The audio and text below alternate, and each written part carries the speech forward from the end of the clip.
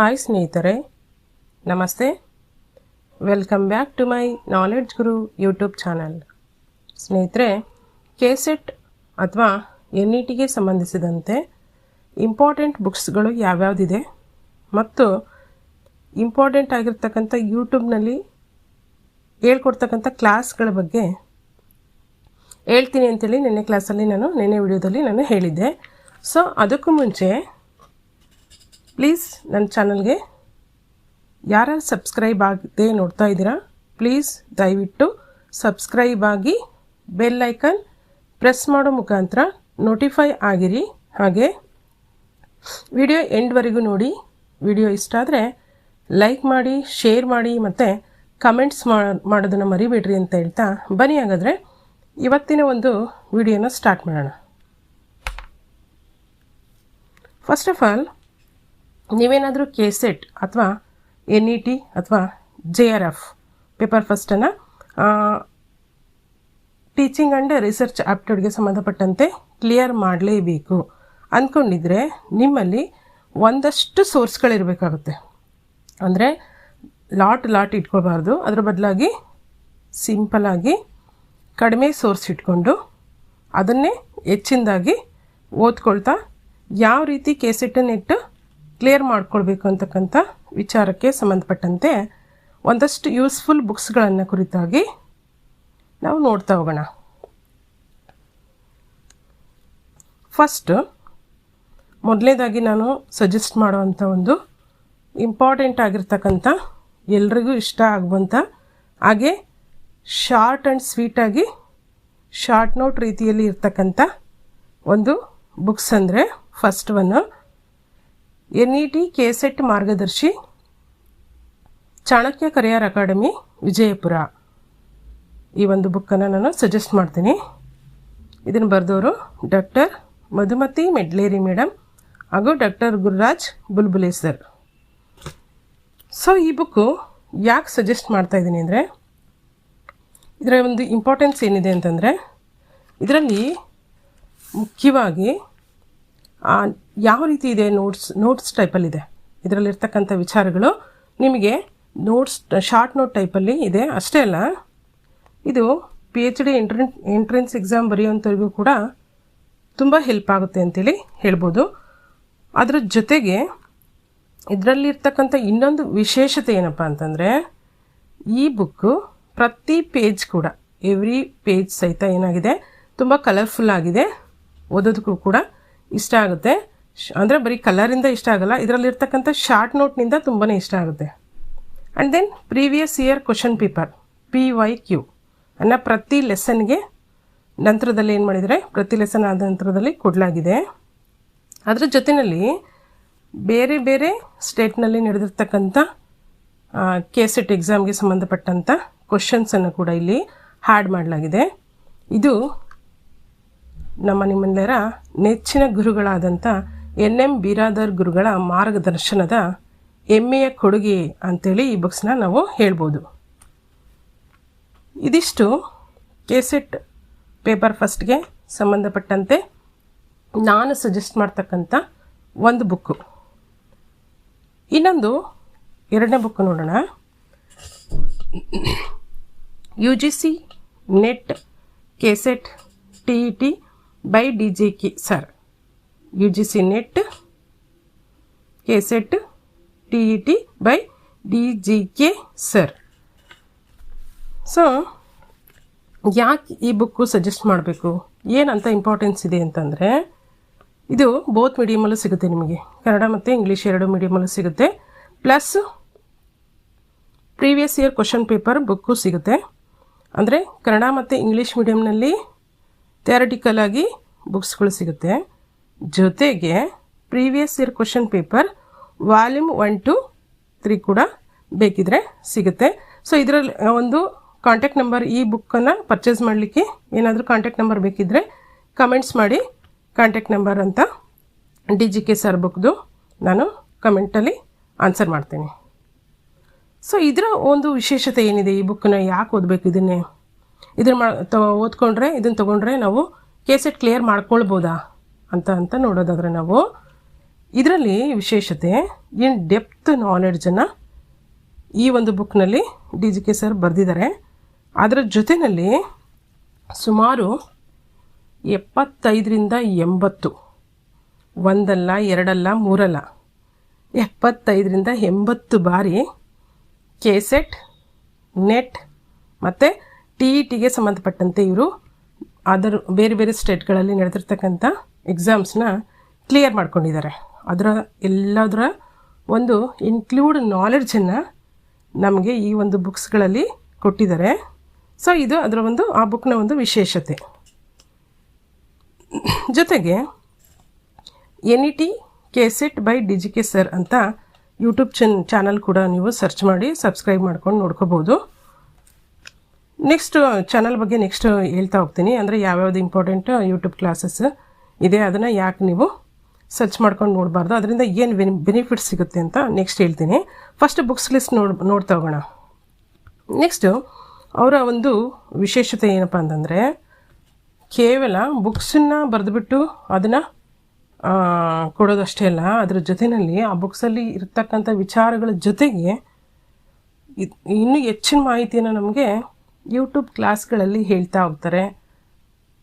S for ಸಿಲೆಬಸ್ನಲ್ಲಿರ್ತಕ್ಕಂಥ ವಿಚಾರಗಳ ಒಂದು ಏನೇನು ಕಾನ್ಸೆಪ್ಟ್ಗಳಿದೆ ಅವುಗಳನ್ನೆಲ್ಲ ಕೂಡ ಪಿನ್ ಟು ಪಿಂಟ್ ಮಾರ್ಕ್ಸ್, ಒಂದು ಮಾರ್ಕ್ಸ್ ಎಲ್ಲೂ ಮಿಸ್ ಆಗದೇ ಇರೋ ರೀತಿಯಲ್ಲಿ ಏನು ಮಾಡಿದ್ದಾರೆ ಸರ್ ವಿಡಿಯೋ ಕ್ಲಾಸಲ್ಲಿ ಪ್ರತಿಯೊಂದು ವಿಚಾರಗಳನ್ನು ಅಲ್ಲಿ ಡಿಸ್ಕಸ್ ಮಾಡ್ತಾ ಹೋಗ್ತಾರೆ. ಹಾಗಾಗಿ ಅವರ ಒಂದು ಬುಕ್ಸ್ ಮತ್ತು ಯೂಟ್ಯೂಬ್ ಚಾನಲ್ಲು ನಿಮಗೆ ತುಂಬಾ ಯೂಸ್ಫುಲ್ ಆಗುತ್ತೆ ಅಂತೇಳಿ ಹೇಳೋಕ್ಕೆ ನಾನು ಇಷ್ಟಪಡ್ತೀನಿ. ಸೊ ಅಷ್ಟೇ ಅಲ್ಲ, ನೀವು ಕೇವಲ KSETಗೋಸ್ಕರ ಅಥವಾ ನೆಟ್ JRF ತಗೊಳ್ಳೋಕ್ಕೋಸ್ಕರ ಇವ್ರ ವಿಡಿಯೋನ ವಾಚ್ ಮಾಡೋದಷ್ಟೇ ಅಲ್ಲ. ನೀವೇನಾದರೂ ತುಂಬ ಬೇಜಾರಾಗಿ ತುಂಬ ಸಲ KSET ಆರ್ ನೆಟ್ ಬರೆದು ಆಗಿಲ್ಲ 2 ಮಾರ್ಕ್ಸ್ ಅಥವಾ 4 ಮಾರ್ಕ್ಸಿಂದ 6 ಮಾರ್ಕ್ಸಿಂದ ಈ ರೀತಿ ನಿಮಗೆ ಏನಾದರೂ ಎಕ್ಸಾಮ್ ಕ್ಲಿಯರ್ ಮಾಡ್ಕೊಳ್ಳೋಕ್ಕಾಗಿಲ್ಲ ಅಂದ್ರೂ ಕೂಡ ನೀವು ಇವರ ಒಂದು ವೀಡಿಯೋಸನ್ನು ನೋಡೋದ್ರಿಂದ ತುಂಬಾ ಇನ್ಸ್ಪಿರೇಷನ್ ಆಗುತ್ತೆ. ಯಾಕೆ ನನಗೆ ಇಷ್ಟೊಂದು ಖುಷಿ ಆಗ್ತಿದೆ ಅಂದರೆ, ನಾನು ಕೂಡ ಒನ್ಸ್ ಅಪಾನ್ ಎ ಟೈಮ್ ಅಂದರೆ 2020ನಲ್ಲಿ ಏನು ಮಾಡಿದೆ, KSET 2 ಮಾರ್ಕ್ಸಿಂದ ಹೋಯಿತು ಅಂತ ತುಂಬಾ ಬೇಜಾರಾಗಿದ್ದೆ. ಇನ್ನೇನು ಆಗಲ್ಲ, ಎಷ್ಟು ಸಲ ಬರೆದ್ರೂ ಆಗಲ್ಲ, ಬೇಡವೇ ಬೇಡ ಇದ್ರ ಸವಾಸ ಅಂತ ಅಂದ್ಕೊಂಡು ನಾನು ಕೂಡ ಸುಮ್ಮನೆ ಆಗಲ್ಲ ಬಿಡು ಬರೆಯೋಕ್ಕಾಗಲ್ಲ ಅಂತ ಅಂದ್ಕೊಂಡಿದ್ದೆ. ಬಟ್ ನನ್ನ ಇನ್ನೊಬ್ಬ PG ಫ್ರೆಂಡ್ ಇದ್ದರು, ತುಂಬ ಸಪೋರ್ಟಿವ್ ಮತ್ತು ಬೆಸ್ಟ್ ಗೈಡೆನ್ಸ್ ಕೊಡ್ತಕ್ಕಂಥ ಫ್ರೆಂಡ್ ಅಂತಲೇ ಅವರನ್ನು ಹೇಳ್ಬೋದು. ದಯಾನಂದ್ ಅಂತ ಅವ್ರ ಹೆಸರು. ಅವರು ನನ್ನ PG ಫ್ರೆಂಡು. ಅಟ್ ಪ್ರೆಸೆಂಟ್ ಅವರು ಡಿಗ್ರಿ ಕಾಲೇಜಿನಲ್ಲಿ ಅಸಿಸ್ಟೆಂಟ್ ಪ್ರೊಫೆಸರ್ ಆಗಿ ವರ್ಕ್ ಮಾಡ್ತಾಯಿದ್ದಾರೆ. ಸೊ ಅವ್ರೇನು ಮಾಡ್ತಾಯಿದ್ರು ಅಂದರೆ, ಈ ಒಂದು ಪ್ರತಿ ಸಲ ನಾನು ಆಗದೆ KSET ಅಥವಾ ನೆಟ್ ಯಾವುದೋ ಆಗಿಲ್ಲ ಅಂದಾಗಲಿಲ್ಲ ನನಗೆ ತುಂಬ ಮೋಟಿವೇಶನ್ ಕೊಡ್ತಾಯಿದ್ರು. ಅದ್ರ ಜೊತೆಗೆ ನಿಮ್ಮಲ್ಲಿ ಆ ಟ್ಯಾಲೆಂಟ್ ಇದೆ, ನೀವು ಬರೆದು ಪಾಸ್ ಮಾಡ್ಕೊಳ್ಬೋದು, ಮಾಡಿರಿ, ಟ್ರೈ ಮಾಡಿ, ತುಂಬ ಯೂಸ್ಫುಲ್ ಆಗುತ್ತೆ ಫ್ಯೂಚರಲ್ಲಿ ಅಂತೇಳಿ ತುಂಬಾ ಮೋಟಿವೇಶನ್ ಮಾಡ್ತಾಯಿದ್ರು. ಸೊ ಅದೇ ಥರನ ನಿಮಗೇನಾಗುತ್ತೆ, ದಾನೇ ಸರ್ ವೀಡಿಯೋಸ್ನ ನೋಡೋದ್ರಿಂದ ಮೋಟಿವೇಶನ್, ಇನ್ಸ್ಪಿರೇಷನ್ ಎಲ್ಲ ಸಿಗುತ್ತೆ. ಸೊ ಹಾಗಾಗಿ ಅವರ ಒಂದು ಬುಕ್ಸ್ಗಳನ್ನು ನಿಮಗೆ ಯಾವ್ಯಾವ್ದು ಬುಕ್ಸ್ ಬೇಕು, ಇಂಗ್ಲೀಷ್ ಮೀಡಿಯಮೋ ಕನ್ನಡ ಮೀಡಿಯಮೋ ಅಥವಾ ನಿಮಗೆ ಏನು ಬುಕ್ಸ್ ಬೇಕು ಅಂತೇಳಿ ಬೇಕಿದ್ದರೆ ಅವ್ರನ್ನ ಕಾಂಟ್ಯಾಕ್ಟ್ ಮಾಡಿಕೊಂಡು ಪರ್ಚೇಸ್ ಮಾಡ್ಕೊಂಡು ಓದ್ಕೋಬೋದು. ಸೊ ಅದ್ರ ಜೊತೆಯಲ್ಲಿ ನಾನು ಈ ಒಂದು ನನ್ನ ಫ್ರೆಂಡ್ ನೀಡಿದಂಥ ಮೋಟಿವೇಶನ್ ಅದ್ರ ಜೊತೆಯಲ್ಲಿ ಸರ್ ಕ್ಲಾಸ್ನ ನೋಡೋಕ್ಕೆ ಶುರು ಮಾಡಿದೆ. 2022ನಿಂದ ದಾನೇ ಸರ್ KSET ಅಥವಾ ನೆಟ್ಗೆ ಅಂತಲೇ ಒಂದಷ್ಟು ವಿಡಿಯೋ ಕ್ಲಾಸ್ಗಳನ್ನು ನೀಟಾಗಿ ಮಾಡಿಕೊಡ್ತಾ ಬಂದರು. ಆಗ ನನಗೇನು ಅನ್ನಿಸ್ತು ಅಂದರೆ, ಎಗೇನ್ ನಾನು KSET ಅಥವಾ ನೆಟ್ಟನ್ನು ಪಾಸ್ ಮಾಡಲೇಬೇಕು ಅಂತೇಳಿ ಡಿಸೈಡ್ ಮಾಡಿದೆ. ಸೊ ನನ್ನದು 2024ಅಲ್ಲಿ ಏನಾಯಿತು, KSET ಹಿಸ್ಟ್ರಿ ಸಬ್ಜೆಕ್ಟ್ನಲ್ಲಿ ಕ್ಲಿಯರ್ ಮಾಡಿಕೊಂಡೆ. ಯಾಕೆ ರೀಸನ್ ಅಂತಂದರೆ, ಪೇಪರ್ ಫಸ್ಟ್ನಲ್ಲಿ ನಾನು ಕೇವಲ 22, 26 ಈ ಥರ ತೊಗೊತಿದ್ದೆ.